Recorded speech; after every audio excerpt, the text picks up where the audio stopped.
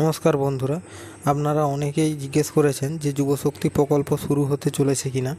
আপনাদের একে একে উত্তর সবারই দিয়ে দিচ্ছি। আপনারা দেখে নিন। আপনারা কোশ্চেন করেছেন কবে থেকে আবেদন শুরু এবং কোন পোর্টাল থেকে আবেদন করা যাবে, কারা আবেদনের যোগ্য এবং কোন কোন কাগজপত্র লাগবে, এছাড়াও কারা কত টাকা করে পাবে। এই ভিডিওটি সম্পূর্ণ শেষ অবধি দেখুন, আপনারা সবই জানতে পারবেন। আর চ্যানেলটিকে সাবস্ক্রাইব করে লাইক করে দেবেন আর আপনার মতামত কমেন্টে জানাবেন। প্রথমেই কে কত টাকা করে পাবে সেটা বলে দিই।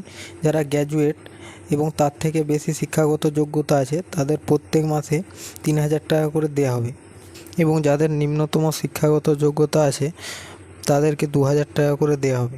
এবং আপনাকে অবশ্যই বেকার হতে হবে, তবে আপনি এই টাকা পাবেন।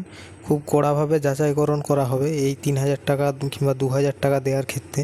এবার কি কি ডকুমেন্টস লাগবে আবেদনের সময় সেটা একবার বলে দিই, দেখে নিন। প্রথমেই আপনাদের মার্কশিট লাগতে পারে এবং বয়স এবং পরিচয়ের প্রমাণপত্রের জন্য আপনার মাধ্যমিকের অ্যাডমিট কার্ড রেডি রাখতে পারেন, এবং বাসস্থানের প্রমাণপত্র রাখতে হবে।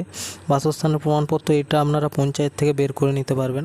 এছাড়া আধার কার্ড, ভোটার কার্ড এবং ফটো, এছাড়াও যাদের কাস্ট সার্টিফিকেট রয়েছে তারা কাস্ট সার্টিফিকেট রাখবেন, এবং মোবাইল নাম্বার এইসব লাগতে পারে। এবার কোন পোর্টাল থেকে আবেদন করা যাবে সেটি বলে দিই। দেখুন, যে যুবশক্তির অফিসিয়াল পোর্টাল আছে সেখান থেকেও হতে পারে, আবার নতুন পোর্টাল লঞ্চও করতে পারে। এবার কবে থেকে আবেদন শুরু হবে? দেখুন, অনেকেই বলছে 22শে জুলাই থেকে আবেদন হবে। দেখুন, আমি কোনো অফিসিয়াল পোর্টালে কিংবা সরকার থেকে সরাসরি কোনো নোটিশও দেখতে পাইনি এই তারিখটি। হ্যাঁ, এবার যদি কোনো ভিতরের খবর থাকে তাহলে হতেও পারে।